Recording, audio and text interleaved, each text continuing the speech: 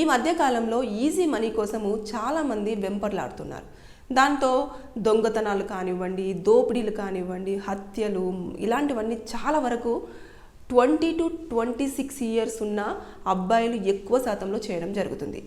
ఒక్కసారి కనుక మనం చూసుకున్నట్టయితే ఈ మధ్య కాలంలో ఎక్కువ మంది ఫేస్ చేస్తున్న ప్రాబ్లం ఏంటంటే, బైక్ ఉన్న వాళ్ళకు మాత్రమే ఈ ప్రాబ్లం అర్థమవుతుంది.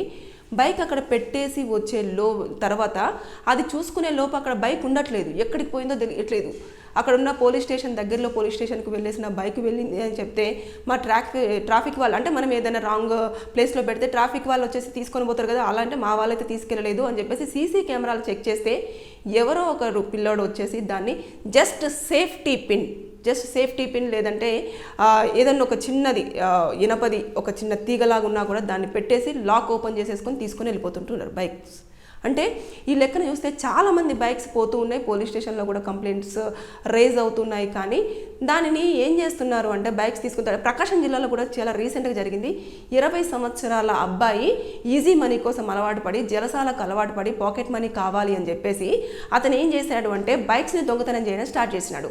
జస్ట్ సేఫ్టీ పిన్ తోటి 11 బైక్లను దొంగతనం చేశాడు. అది కూడా రాత్రి సమయంలో, మధ్యాహ్నం సమయంలో మాత్రమే.